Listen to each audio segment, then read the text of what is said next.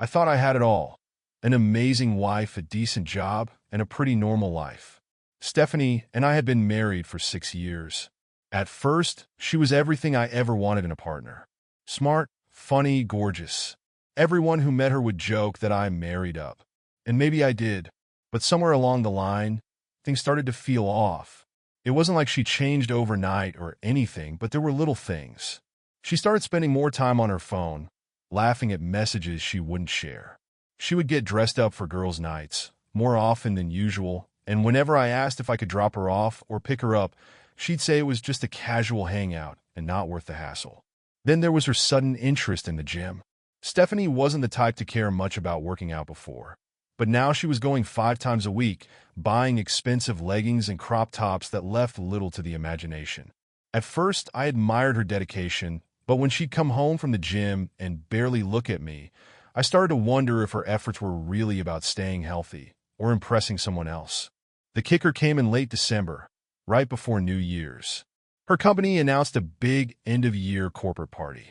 She was unusually excited about it, even though she'd always complained about office events in the past. I wasn't invited. Spouses weren't allowed, she said, and she made a point of emphasizing how boring the night would probably be. But something about the way she said it didn't sit right with me. I should have trusted my gut. The night of the pre-New Year corporate party rolled around, and Stephanie seemed unusually chirpy. She spent hours getting ready, carefully curling her hair and choosing the perfect outfit, a red dress that hugged her figure a little too tightly for my comfort. When I told her she looked amazing, she barely acknowledged me, muttering something about how everyone at work always dresses up.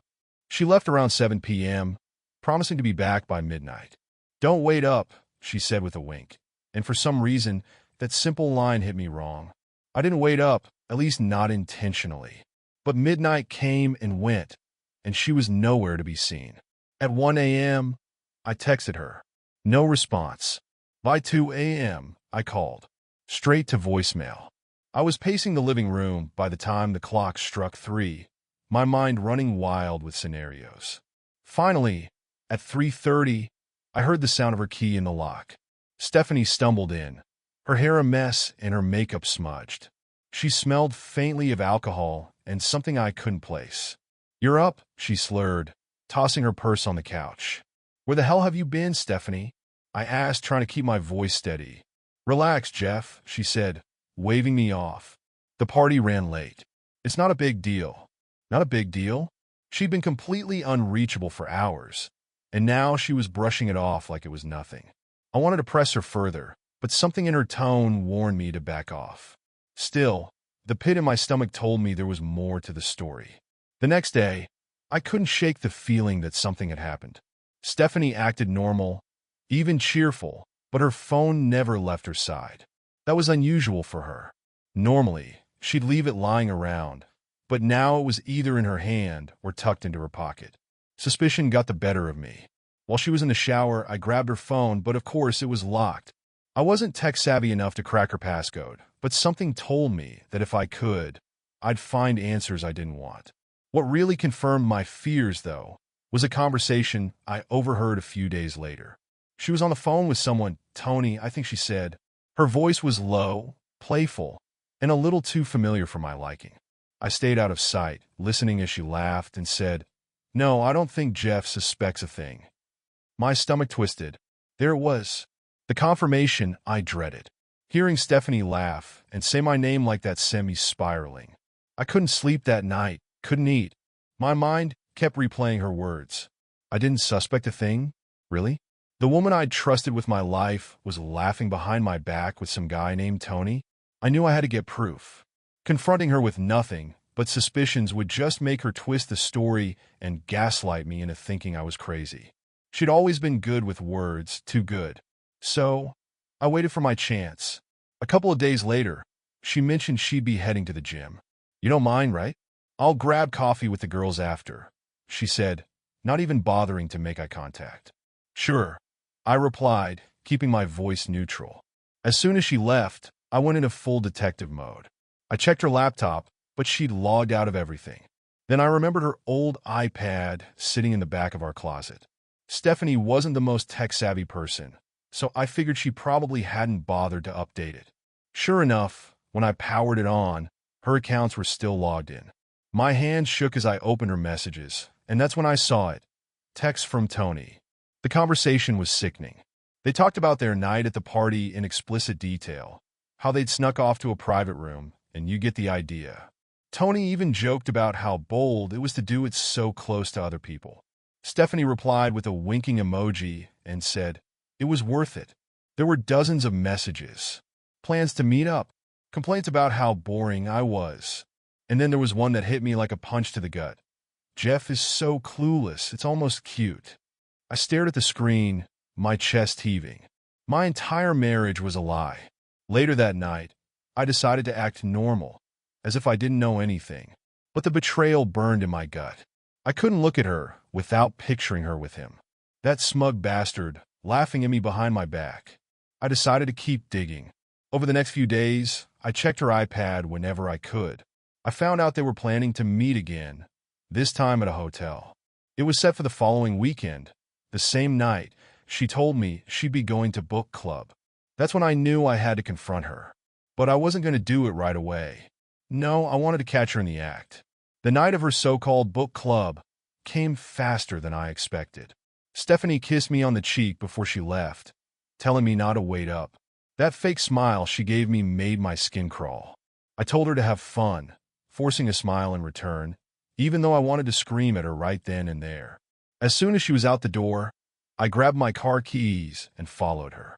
She drove straight to a downtown hotel, not even bothering to hide her tracks. Bold move, I thought.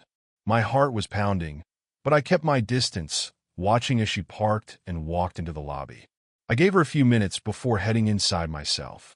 The clerk at the front desk gave me a suspicious look, but I told him I was here to meet my wife. "Stephanie Parker," I said confidently. "She's meeting someone in one of the suites." The clerk hesitated before glancing at his computer. "Room 512, he said quietly, like he knew something shady was going on. I took the elevator up, every ding of the floor indicator feeling like a countdown to the end of my marriage. When I reached the door, I hesitated. My chest felt tight, my fists clenched. Part of me wanted to turn around and leave, but I needed to see it for myself. I knocked. No answer. I knocked again, louder this time. I heard a rustling inside, followed by Stephanie's voice, annoyed, not panicked. "Who is it?" "It's your husband," I said coldly. There was a pause, and then the door creaked open just enough for her to peek through. Her face went pale when she saw me. "Jeff, what are you doing here?" "What am I doing here?" I repeated, pushing the door open with more force than I intended. Stephanie stumbled back, and that's when I saw him. Tony, sitting on the edge of the bed, shirtless, looking like a deer caught in headlights. "You've got to be kidding me," I said, my voice trembling with rage. Stephanie immediately went into damage control mode. "Jeff, it's not what it looks like," she said, stepping in front of me as if to block my view of the scene. "Oh, really?" "Because it looks exactly like what it is," I snapped. Tony muttered something about leaving, but I wasn't letting him off that easy. "Sit your ass down," I barked, and to my surprise, he actually did. Stephanie started stammering, throwing out every excuse in the book. "I was just meeting him to talk about work. It's completely innocent." "Innocent?" I laughed bitterly, pulling out my phone. "You mean like these texts I found on your iPad? The ones where you describe how amazing your night at the party was? Or how clueless I am? Were those innocent too?" Her face twisted into something ugly. Part fear, part anger. "You went through my stuff? That's an invasion of privacy." I couldn't believe what I was hearing. "Privacy? You're seriously going to lecture me about privacy while you're hooking up with your little office boy?" Stephanie didn't even try to deny it anymore. The moment I mentioned the texts, her face hardened. The fake innocence, the excuses, it all vanished. She crossed her arms and said, "Fine, Jeff. Yes, I'm seeing Tony. Are you happy now?" "Happy," I repeated, my voice breaking. "You think I wanted to find out like this? You think I wanted to find out my wife is sneaking off to hotels with some guy from work?" Tony, the coward, tried to slip past me toward the door, mumbling something about not wanting to cause more trouble. I shoved him back onto the bed with a glare. "You're not going anywhere. I growled. You're as much a part of this as she is. Stephanie rolled her eyes of all things. Oh, stop acting like some victim, Jeff. Maybe if you paid more attention to me instead of your stupid job, I wouldn't have needed to look elsewhere. Her words hit me like a slap. Needed? I said, my voice rising. You needed to cheat? That's your excuse? I work my ass off to provide for us. And this is how you repay me. Provide for us? She shot back, laughing bitterly. Please, Jeff. You're so busy playing the perfect husband that you don't even see how boring you've become. I deserve more than this. I couldn't believe what I was hearing. This wasn't the woman I married. This was someone cold, selfish, someone I didn't even recognize anymore. Tony, who clearly had no spine, decided to chime in. Look, man, I didn't mean for any of this to happen. It just did. Shut up. I snapped, my glare silencing him instantly. Stephanie threw her hands up.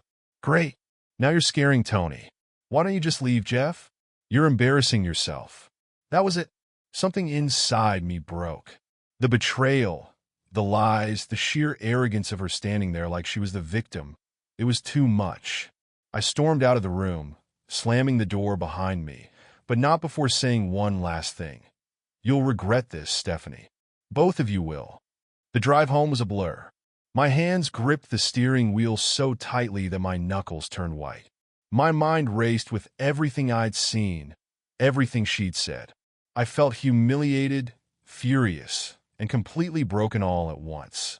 When I got home, I sat on the couch in the dark, staring at the floor. The woman I loved, the woman I thought I'd spend my life with, had turned into someone I didn't even know. I wanted to cry, to scream, to punch something. But instead, I sat there in silence, letting the reality of it all sink in. And then a thought crept into my mind. If Stephanie thought she could get away with this, she had another thing coming. Stephanie thought she could humiliate me, lie to me, and walk away without consequences. But she underestimated me. I wasn't about to let her betrayal slide. If she wanted to burn our marriage to the ground, I'd make sure she felt the heat too. The idea came to me the next morning while I was scrolling through my contacts, debating whether to tell anyone about what had happened. That's when I saw her sister's name, Amanda. Amanda and Stephanie had always been close, but I'd noticed tension between them over the past few years. Stephanie claimed it was because Amanda was too judgmental, but I suspected there was more to the story. I decided to reach out. At first, it was just a vent, someone to talk to who knew Stephanie but wasn't likely to take her side. Amanda answered on the second ring, her voice warm but surprised. Jeff? What's up? Everything okay? No, I said bluntly. Not even close. I told her everything. The affair, the lies, the confrontation at the hotel. To my surprise, Amanda didn't seem shocked. I'm not surprised, she admitted. Stephanie's always had a selfish streak. I just didn't think she'd go this far. We talked for hours, and by the end of the conversation, something unexpected had shifted between us. Amanda wasn't just sympathetic, she was furious on my behalf. She offered to come over to talk more, and before I knew it, she was sitting in my living room with a bottle of wine, telling me stories about how Stephanie had always put herself first, even at Amanda's expense. It didn't take long for the conversation to turn personal. Amanda confessed that she'd always thought I deserved better, and in my vulnerable state, her attention felt like a balm to my wounded pride. One thing led to another, and before I could overthink it, we were tangled up on the couch, doing something I never thought I'd do.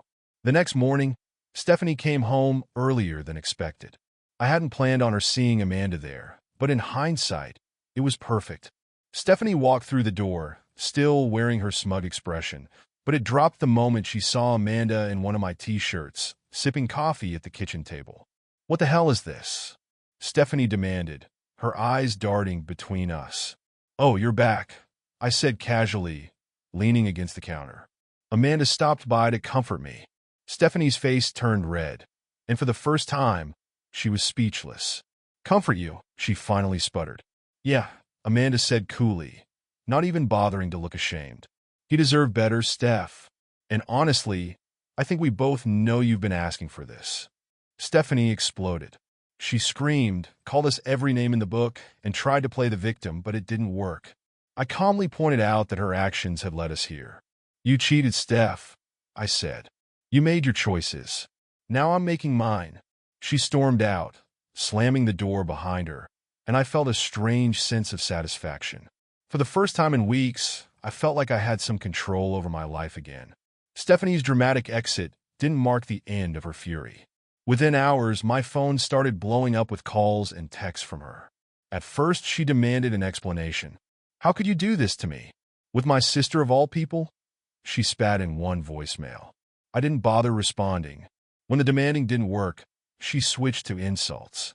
You're pathetic, Jeff. You always were. I see why I needed someone else. She was grasping at straws, trying to hurt me the way I'd hurt her, but it didn't work. I had already reached the point of no return. Then came the threats. She warned me she'd tell everyone, her friends, her family, about what I had done. What she didn't seem to realize was that I had no intention of staying quiet about her affair with Tony. So, I made the first move. I sent a carefully worded text to a group chat with some of our closest friends, Stephanie's parents, and Amanda still in it. I explained the entire situation, how Stephanie had been sneaking around behind my back with a co-worker, how I'd caught her in the act, and how her sister had been there to help me pick up the pieces. I didn't mention the specifics of my night with Amanda. That was personal, but I didn't hold back when it came to exposing Stephanie's lies. The fallout was immediate. Friends who had always admired our relationship texted me privately, saying they couldn't believe Stephanie would do something like that. Her parents were mortified, calling me to apologize for her behavior, though they admitted they had suspected something was wrong for a while. And Stephanie? She lost it. She called me screaming, accusing me of ruining her reputation. You made me look like a monster, she cried. You didn't need my help for that, I replied coldly.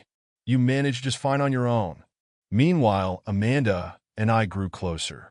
What started as a one-time act of revenge turned into something more. She wasn't just Stephanie's sister anymore. She was someone who truly listened, someone who stood by me when I needed support the most. We didn't rush things, but there was definitely something there, and for the first time in a long time, I felt hopeful about the future.